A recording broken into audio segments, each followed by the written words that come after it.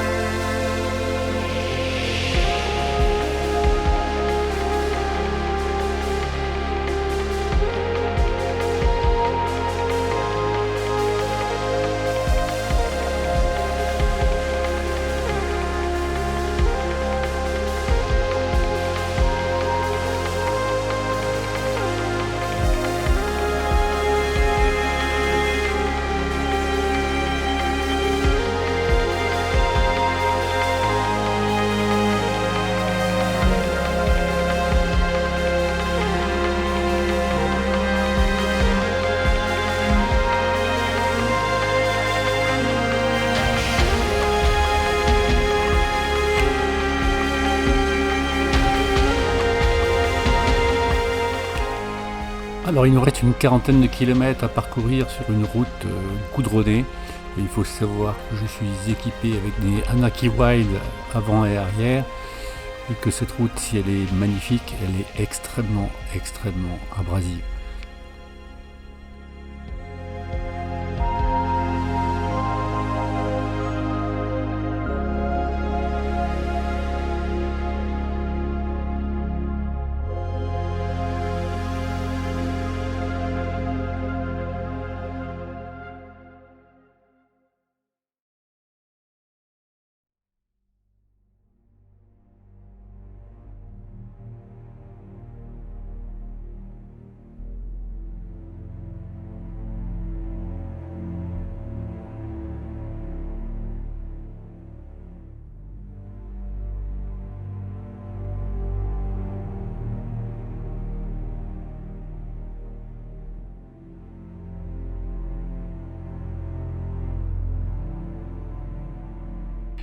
Et bien voilà, on est sur la piste F208, un moment tant attendu depuis des mois.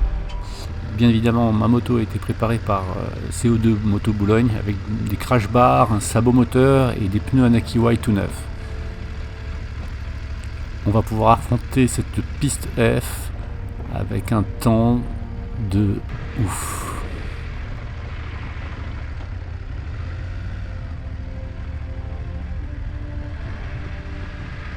Il ne me reste plus qu'une trentaine de kilomètres à parcourir pour rejoindre le Lammalaloga, où j'ai prévu de faire quelques balades et de passer au moins 3 nuits sous la tente.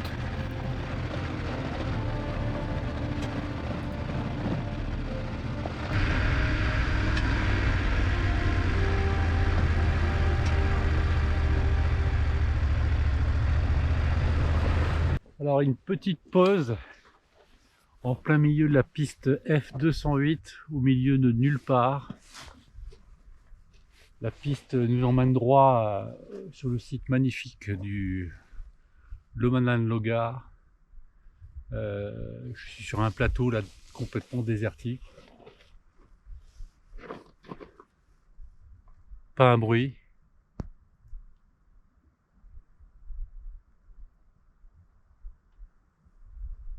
Vraiment au milieu de nulle part, dans un espèce de champ de lave. Absolument exceptionnel. Un plateau de dingue. Je vais repartir. Il me reste 19 km à faire. une petite 50 minutes à peu près. J'avance à 20 à l'heure. Là, le plateau est assez praticable, mais par moments, évidemment, il y a des hauts et des bas. La moto se comporte bien, moi aussi, je prends aucun risque. Tout va bien. Je vais repartir de ce pas pour aller camper ce soir, planter la tente en plein milieu du site de l'Ambalagoga. Voilà. À très bientôt pour de nouvelles aventures.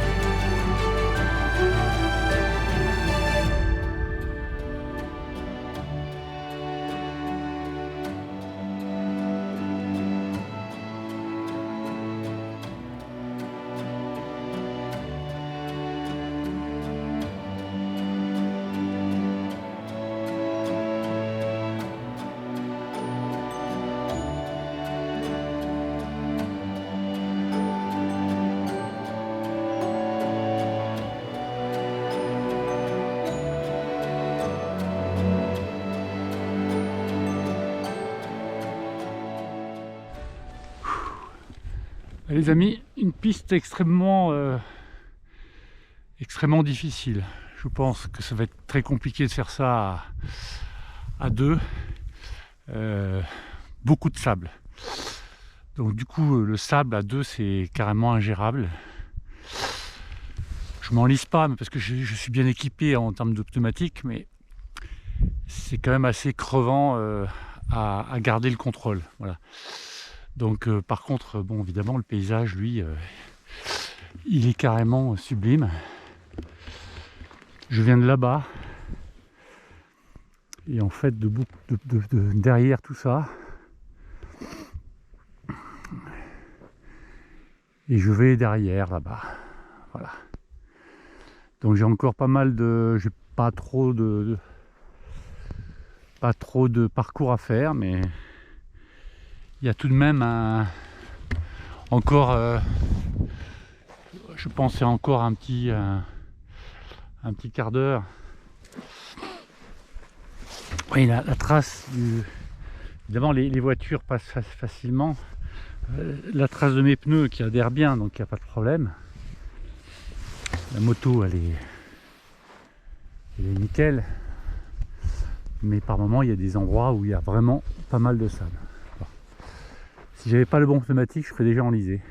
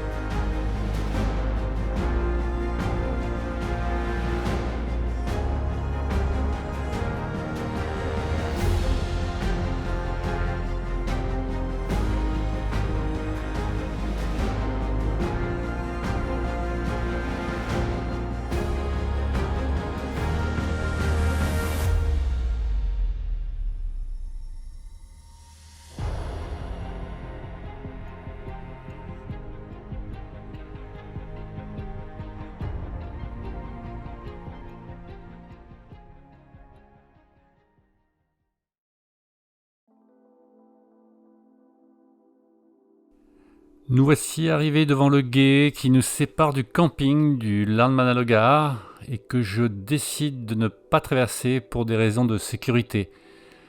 En effet, la profondeur dépasse les 60 cm d'eau, et ce qui n'est pas forcément exceptionnel, mais vraiment je ne souhaite prendre aucun risque de chute dans cette eau glaciale, étant le seul motard sur le site.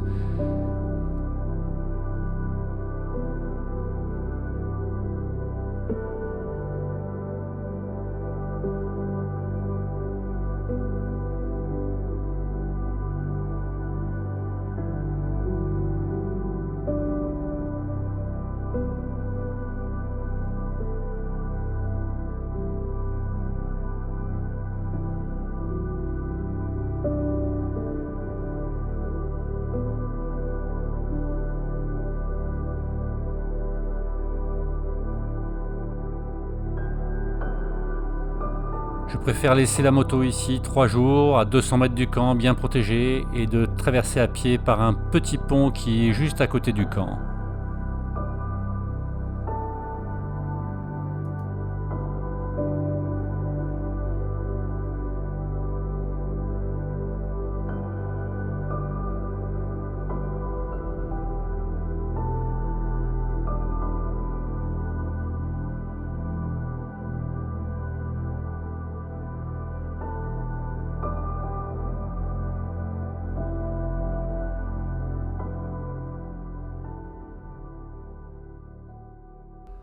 Comme on le voit, le site est plutôt austère, hein, le sol est hyper dur. Pour y planter la tente, c'est pas facile, être à l'abri du vent, de la pluie. Il est prévu pratiquement 2 jours de pluie à venir là, mais je vais en profiter pour me détendre sur le site.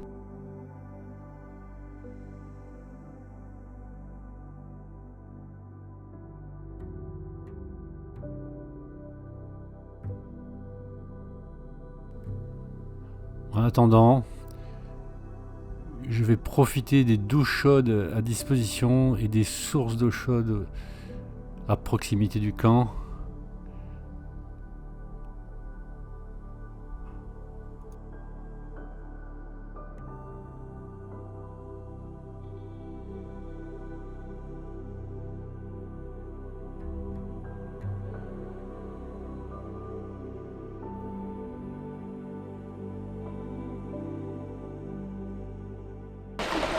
Ça fait pile matin.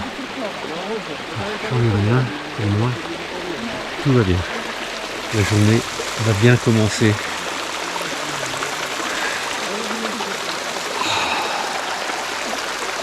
Voilà, juste 2-3 petits mots pour vous dire qu'il me reste que 4% de batterie.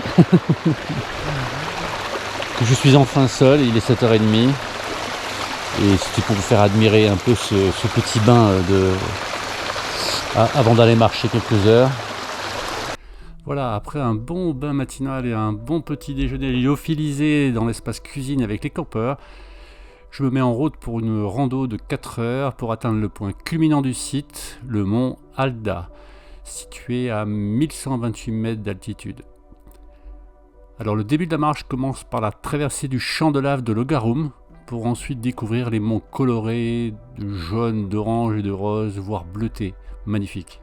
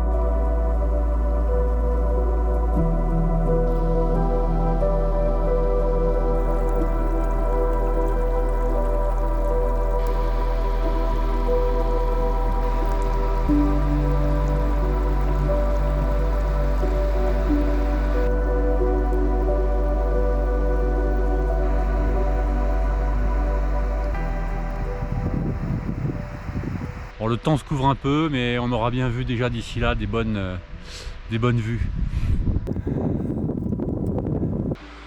Petite grimpette avec une petite cascade qui nous accompagne.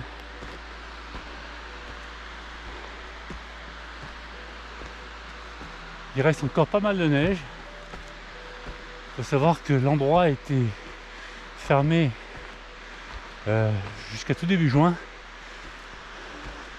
Les sols étaient littéralement congelés, ce qui fait que l'eau ne pouvait pas s'évacuer en profondeur. C'est la raison pour laquelle ils ont ouvert plus tard. Voilà ce qui m'a été raconté par les principaux intéressés.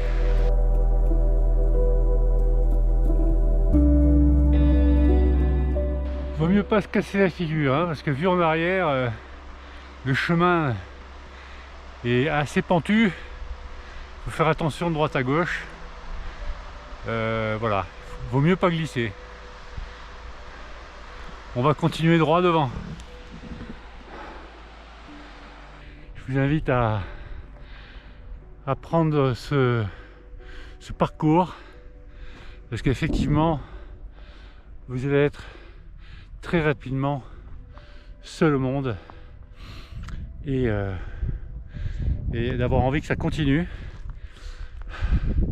Donc là, le sentier, je suis à mi-pente, mais on devrait apercevoir un peu plus haut un panoramique à 360 degrés. Donc on va vite y aller.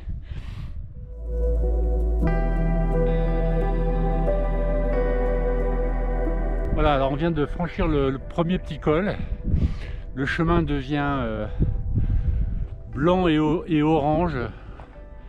C'est ce qui est noté sur les petites balises là.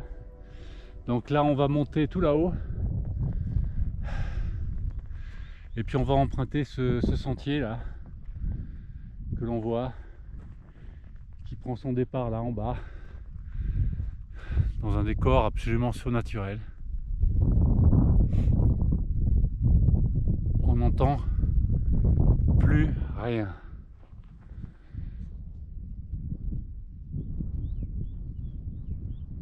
Un petit oiseau, la cascade au fond dans la vallée. Donc on va prendre vers la gauche le chemin orangé cacadois, voilà, qui va nous ramener sur la boucle en hauteur pour redescendre dans la vallée. Voilà, le ciel se couvre. Va-t-il pleuvoir? Il y a une petite probabilité. On va dire que je suis équipé. J'ai mon sac à dos Décathlon qui me sert à la fois pour stocker la tente, duvet, etc. J'en ai deux comme ça, que je mets de chaque côté de la moto des valises. Mais il se transforme en sac à dos étanche, 40 litres. Pour la rando, c'est parfait. Vous pouvez mettre tout votre bordel dedans. Équipement pluie, casse-dalle, gourde. Enfin, tout ce que vous voulez, hein. Après il faut porter. Voilà, je pense que là on va attaquer la dernière belle grimpette.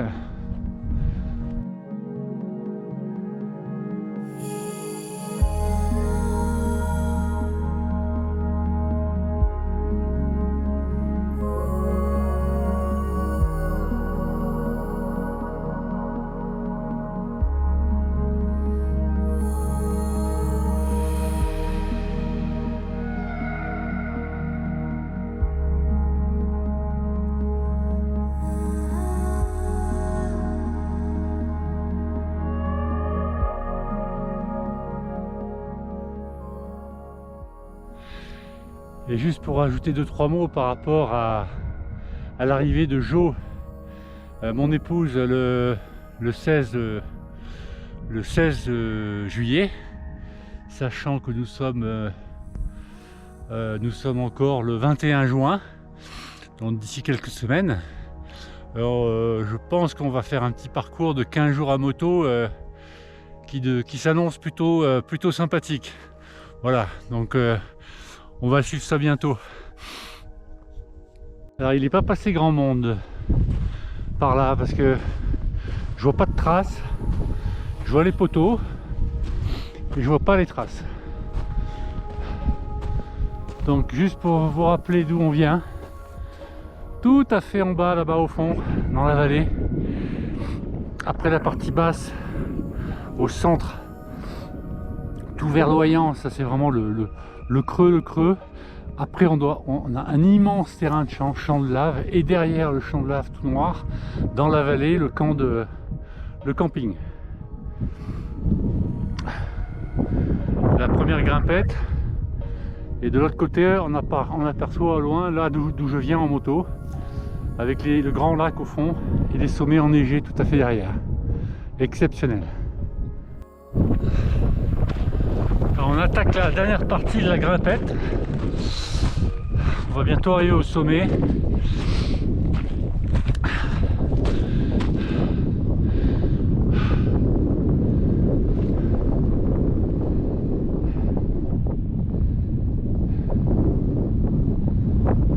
Incroyable, non?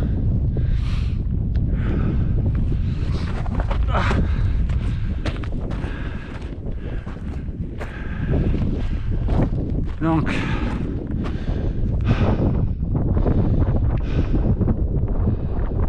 ce qui est incroyable ici, c'est qu'on est au milieu de nulle part. J'ai coupé mon téléphone depuis 2 jours.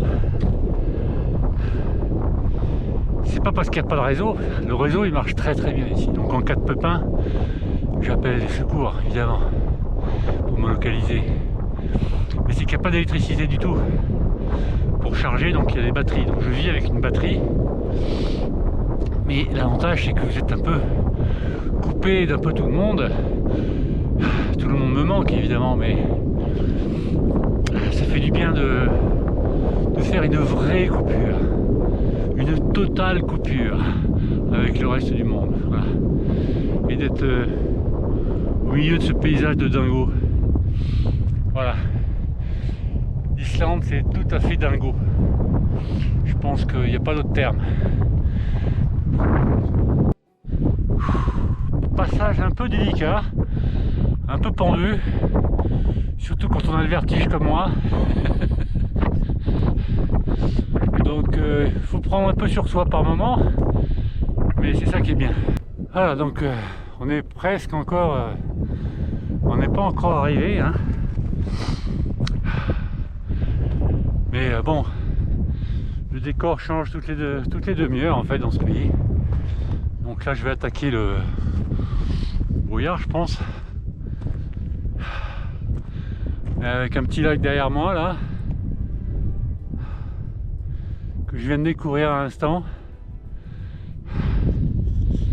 Et puis derrière c'est un peu la purée de pois, donc on va voir ce qu'on va voir. Je suis équipé, hein.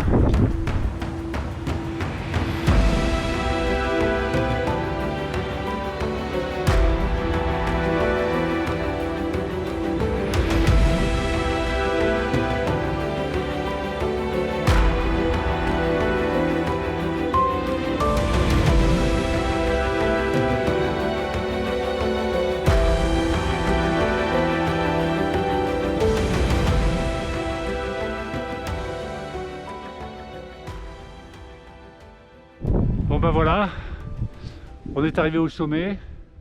La balade va maintenant redescendre jusqu'au camp. Voilà un dernier petit panorama des sommets enneigés. Alors ce trek, il y en a un qui descend par là, qui doit être absolument extraordinaire, de 5-6 jours. Mais déjà, quand vous êtes au camp, comme je suis là, il y a des randonnées à faire au moins pour 4-5 jours tranquille. Il faut prendre son temps pour choisir la bonne fenêtre de tir quand il fait beau. Hier il faisait pas ce temps là, j'ai attendu à la tente. Demain ça va vraiment se lever, mais après-demain il pleut. Donc aujourd'hui c'était mitigé. On a eu des très belles lumières au départ. On a un très beau panorama bien dégagé. Voilà. Et l'essentiel c'est qu'il fasse un bon temps. Bon là je suis en t-shirt technique, manche courte, un petit haut technique, j'ai ma polaire et mon coupe-vent dans le sac. Voilà, mais pour l'instant ici il doit faire à peu près 9 degrés, 8 degrés. Mais je suis en ébullition, donc là je vais redescendre, pas attraper froid. Et puis me couvrir s'il y a besoin, mais bon, tout va bien. Ceci dit, il n'y a pas de vent, on est dans l'altitude. Le brouillard, les nuages sont très bas. Si on regarde derrière moi, là-bas aussi au fond, c'est vraiment très bas. Donc on va pas non plus traîner. Je vais redescendre tranquillement.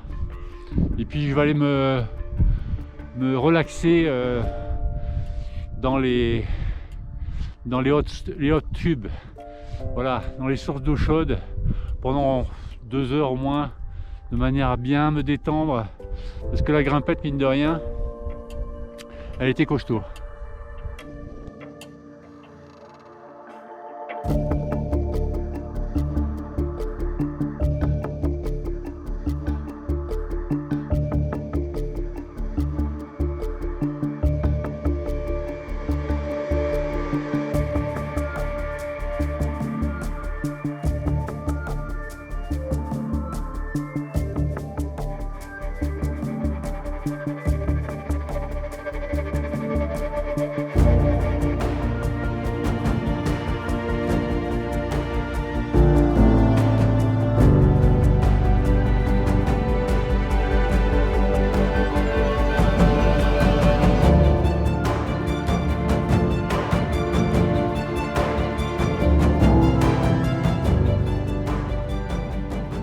Alors j'ai l'impression que le chemin continue par là, mais je crois que il y a beaucoup trop de neige pour le faire, pour le retour.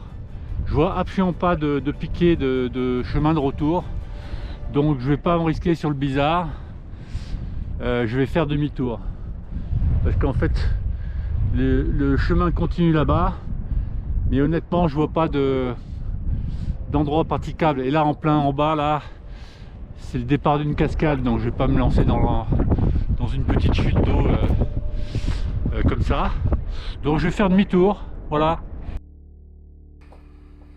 Après 3 nuits passées à Landmannalauga, il est temps maintenant de rentrer sur Reykjavik pour préparer notre prochain périple dans les fjords de l'Ouest.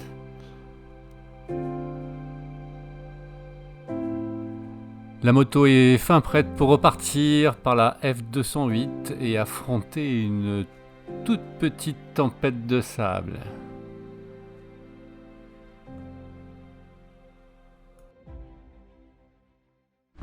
Ah, il y a quelques petites mouches, hein.